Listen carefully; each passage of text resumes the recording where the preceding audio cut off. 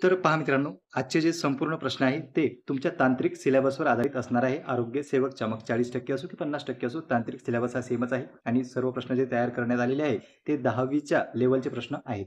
इथे आपण last video जो होता त्यामध्ये समोरचे टॉपिक घेतले होते, पण मागचे काही टॉपिक त्या व्हिडिओमध्ये राहिलेले होते. तर तोच आपण कव्हर करण्याचा प्रयत्न केला आणि जास्तीत जास्त टॉपिक सिलेबसमधलेच यामध्ये घेण्यात आलेले आहे. त्या टॉपिकवरच आधारित सर्व प्रश्न असतील. तर पहिलाच प्रश्न आहे, माळींची भूस्खलन दुर्घटना कोणत्या साली झाली? दुर्घटना ज्या असतात त्या आपल्याला विचारल्या जातात. तर 2014 साली माळींची भूस्खलन दुर्घटना झाली. त्यानंतर पहा पुढचा प्रश्न आहे, आपत्ती नियंत्रण कक्षाचा दूरध्वनी क्रमांक काय आहे? हा एक जनरल प्रश्न आहे.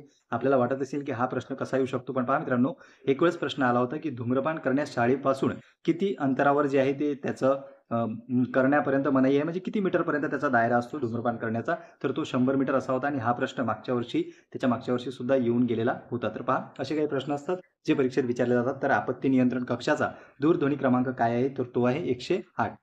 नंतर पहा पुढील प्रश्न आहे, पेशीचा अभ्यास ज्या शास्त्रात केला जातो त्याला काय म्हणतात? तर त्याला म्हणतात सायटोलॉजी. कशाच्या? पेशीच्या अभ्यासाला. नंतर पहा, मूल पेशीचे जतन करण्यासाठी किती तापमानाची आवश्यकता असते? तर -135 डिग्री सेल्सिअस पासून तर -190 डिग्री सेल्सिअस पर्यंत तापमानाची आवश्यकता असते मूल पेशीचे जतन करण्यासाठी. नंतर पहा पुढील प्रश्न आहे, मूल पेशीचे 2 प्रकार पडतात ते कोणते? तर एक आहे भ्रूणीय पेशी आणि दुसरी आहे वयस्क मूल पेशी. नंतर पहा, भ्रूणीय मूल पेशीपासून कोणकोणत्या अवयवांच्या पेशी तयार होतात? तर अस्थिपेशी, यकृत पेशी आणि चेतापेशी. कोणत्या मूल पेशीपासून? तर भ्रूणीय मूल पेशीपासून अस्थिपेशी, यकृत पेशी आणि चेतापेशी ह्या ज्या आहेत त्या अवयवांची निर्मिती होत असते. नंतर पहा, मानवी शरीरात किती प्रकारच्या पेशी भ्रूणीय मूल पेशीपासून तयार होतात? तर एकूण 220 प्रकारच्या पेशी आहेत ज्या भ्रूण मूल पेशीपासून तयार होतात मानवाच्या शरीरात. नंतर पहा, दुधाचे किण्वन कोणत्या जीवाणूद्वारे केले जाते? तर दुधाचे किण्वन जे होते ते लॅक्टोबॅसिलस आणि दह्यामध्ये आढळणारा जीवाणू जर तुम्हाला विचारला तर तो सुद्धा लॅक्टोबॅसिलस. त्यानंतर पहा, कोणत्या सूक्ष्मजीवामुळे दुधाला आंबटपणा येतो? तोच प्रश्न आहे. थोडासा फिरून जर विचारला तर असाही प्रश्न येऊ शकतो. तर याचं पहिलं आहे लॅक्टोबॅसिलस लॅक्टिक, नंतर लॅक्टोबॅसिलस क्रेमोसिस आणि स्ट्रेप्टोकोकस थर्मोफिलस. तर पहा ही सर्व नावं लक्षात ठेवा. यामुळेच दुधाला जो आहे तो आंबटपणा येत असतो. नंतर पहा, कोणते जीवाणू मानवी आतड्यातील सूक्ष्मजीवांचा समतोल राखतात? तर त्यामध्ये प्रथमच आहे लॅक्टोबॅसिलस ॲसिडोफिलस, नंतर लॅक्टोबॅसिलस केसी आणि ब्रायोफिडो बॅक्टेरिया बायडियम. तर आता पहा, हे जे उच्चारायला शब्द आहे ते थोडे कठीण वाटत असले कारण की ते इंग्रजी शब्द आहे आणि आपण जसेच्या तसे मराठीत त्याचा उच्चार केला आहे. नंतर पहा, पाव तयार करण्यासाठी कोणता सूक्ष्मजीव उपयोगाचा ठरतो? तर तो आहे सक्रोमायसिस किंवा सुक्रोमायसिस, ज्याला आपण असे म्हणतो. तर पाव तयार करण्यासाठी याचा वापर केला जातो. बेकरीमध्ये हा आढळतो. नंतर पहा, सर्वात पहिल्यांदा प्राण्यांचे वर्गीकरण कोणी केले? तर ते केलेले आहे ॲरिस्टॉटल यांनी. यांनाच प्लांटेशनचा जनक सुद्धा म्हटले जाते. तर सर्वात पहिल्यांदा प्राण्यांचे वर्गीकरण करणारे आहेत ॲरिस्टॉटल. नंतर पहा, असमपृष्ठरज्जू प्राणी किती संघात विभागले गेलेले आहेत? तर एकूण 10 संघात हे विभागले गेलेले आहेत. नंतर पहा, असमपृष्ठरज्जू प्राण्यात हृदय कोणत्या बाजूस असते? तर ते असते मागील बाजूस, पृष्ठ बाजूस किंवा मागील बाजूस. नंतर पहा, समपृष्ठरज्जू प्राण्यात हृदय कोणत्या बाजूस असते? तर ते असते अधर बाजूस, म्हणजेच समोरील बाजूस.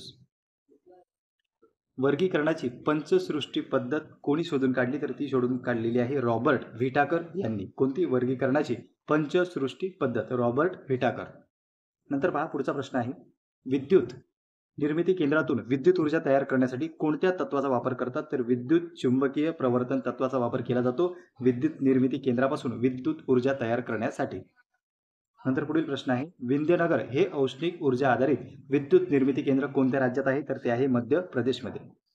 नंतर पहा, चंद्रपूर येथील औष्णिक ऊर्जा आधारित विद्युत निर्मिती केंद्राची निर्मिती क्षमता किती आहे? तर 3340 MW म्हणजे मेगावॅट त्याची विद्युत निर्मिती करण्याची क्षमता आहे. कुठली? चंद्रपूर येथील औष्णिक ऊर्जा केंद्रातील.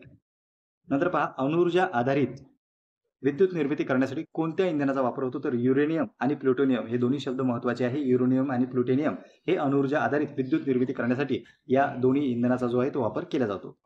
नंतर पहा, नैसर्गिक किरणोत्सारिते कोणती आहेत? तर अल्ट्रा व्हायोलेट किरणे आणि इन्फ्रारेड किरणे हे दोन्हीही नैसर्गिक किरणोत्सारिते आहेत. नंतर पहा, मानवनिर्मित किरणोत्सारी कोणती? तर ती आहे एक्स-रे आणि अणुभट्टी किरणोत्सार. अगोदर आपण पाहिलं नैसर्गिक आणि आता ही आहेत मानवनिर्मित. एक्स-रेच्या उच्च प्रारणामुळे शरीरावर काय परिणाम होतात? तर शरीरावर कॅन्सरकारी अल्सर जे आहे ते निर्माण होऊ शकतात एक्स-रेच्या उच्च प्रारणामुळे. नंतर पहा, युनायटेड नेशन्स एन्व्हायरमेंट प्रोग्रामची स्थापना कधी करण्यात आली? तर 1972 साली. हा सुद्धा IMP प्रश्न आहे, परीक्षेला विचारला जाऊ शकतो. युनायटेड नेशन एन्व्हायरमेंट प्रोग्रामची स्थापना करण्यात आलेली आहे 1972 साली. नंतर पहा, अमिबामध्ये कोणते विभाजन घडून येते? तर साधे विभाजन. पॅरामिशियममध्ये कोणते विभाजन घडून येते? तर आडवे द्विविभाजन. युगलिनामध्ये कोणते विभाजन घडून येते? तर उभे द्विविभाजन. ATPचे दीर्घ स्वरूप काय? हा सुद्धा महत्त्वाचा प्रश्न आहे. ATPचे दीर्घ स्वरूप काय? हाही मागे विचारलेला आहे आणि भविष्यातही येऊ शकतो. तर ॲडिनोसिस ट्रायफॉस्फेट हे याचा लॉंग फॉर्म आहे. दीर्घ स्वरूप म्हणा, लॉंग फॉर्म म्हणा. त्यानंतर पहा, EMP पतवे कोणी शोधून काढलेला आहे? तर एम्डेन, मेहरहाफ आणि पार्नास यांनी हा EMP पतवे शोधून काढलेला आहे. नंतर पहा, क्रेब चक्राचे अंतिम उत्पादित काय आहे? तर CO2, H2O आणि ऊर्जा. नंतर अमिनो आम्लाचे अनेक रेणू एकमेकांना जोडून तयार झालेल्या महारेणूला काय म्हणतात? तर त्याला म्हणतात प्रथिने. नंतर पुढील प्रश्न पहा, हा सुद्धा IMP प्रश्न आहे. 1 ग्राम प्रथिनापासून किती ऊर्जा मिळते? तर 4 किलो कॅलरी ऊर्जा 1 ग्राम प्रथिनापासून मिळते. नंतर पहा, त्वचेमध्ये प्रथिनांच्या पचनानंतर कोणते अमिनो आम्ल तयार होतात? तर ते होतात मेलॅनिन आणि कॅरोटीन हे 2 अमिनो आम्ल आहे जे त्वचेमध्ये पचनानंतर तयार होतात. नंतर पहा, इन्सुलिन काय काम करते? तर साखरेचे प्रमाण नियंत्रित करते. कशामधलं? रक्तामधील. रक्तामधील साखरेचे प्रमाण जे आहे ते नियंत्रित करण्याचं काम इन्सुलिन करत असते. नंतर पहा, स्नायूंना लवचिकपणा आणण्यासाठी कोणती प्रथिने काम करतात? तर ॲक्टिन आणि मायोसिन हे 2 प्रथिने आहेत जे स्नायूंना लवचिकपणा आणण्यासाठी मदत करतात. नंतर पुढील प्रश्न आहे, निसर्गात सर्वात जास्त आढळणारे प्रथिने कोणते आहे? तर ते रुबिस्को हे प्रथिन आहे जे निसर्गात सर्वात जास्त आढळते. नंतर पुढील प्रश्न पहा, विलार्ड लिबी यांना कार्बन वयोमापन पद्धती शोधून काढण्यासाठी कोणत्या साली रसायनशास्त्रातील नोबेल पारितोषिक देण्यात आलं? तर ते देण्यात आलं 1960 साली. तर पहा, या ठिकाणी जो आहे तो कार्बन वयोमापन पद्धती म्हणजे जे शास्त्रज्ञ असतात त्या ठिकाणी ज्या वस्तू सापडतात तर त्यामध्ये त्या कार्बनवरून त्यावर कार्बनचे अणू किती आहेत, रेणू किती आहेत त्याच्यावरूनच ती वस्तू किती जुनी आहेत किंवा जे काही त्यांना उत्खननात जे पार्टिकल आढळते त्याचं ते किती जुनं आहे किंवा त्याला किती वर्ष झालेली आहेत ते या कार्बनवरून यांनी कार्बन वयोमापन पद्धत शोधून काढलेली आहे. म्हणून 2 गोष्टी महत्त्वाच्या आहेत. एक, यांना नोबेलसुद्धा मिळालेला आहे. त्यांचं नाव आहे विलार्ड लिबी. कधी मिळालेले आहे? 1960 मध्ये. आणि कोणती पद्धत शोधून काढली? तर कार्बन वयोमापन पद्धती. त्यानंतर पहा, पुढील प्रश्न आहे, विलार्ड लिबी यांनी काढलेली विविध पदार्थांची वय कोणत्या शोध पत्रिकेत प्रसिद्ध करण्यात आली होती? तर ती रेडिओ कार्बन या शोध पत्रिकेमध्ये प्रसिद्ध करण्यात आलेली होती. नंतर पहा, पुढील प्रश्न आहे, संधिपाद प्राण्यांमध्ये कोणत्या प्रकारची रक्तभिसरण संस्था आढळून येते? तर ती आहे खुली रक्तभिसरण संस्था. नंतर पहा, कोणता प्राणी मासा असूनही फुफ्फुसाद्वारे श्वसन करतो? तर त्याचं नाव आहे लंगफिश. लंगफिशवरून तुम्ही ध्यानात ठेवून द्या. तो मासा असा आहे की फुफ्फुसाद्वारे श्वसन करतो. नंतर पहा, नैसर्गिक निवडीचा सिद्धांत कोणी मांडला? तर चार्ल्स डार्विन यांचं संपूर्ण नाव आहे. आणि कोणत्या ग्रंथात विचारला तुम्हाला? तर त्या ग्रंथाचं नाव आहे origin of the species. Origin of the स्पीसीजमध्ये नैसर्गिक निवडीचा सिद्धांत यांनी चार्ल्स डार्विन यांनी मांडलेला आहे.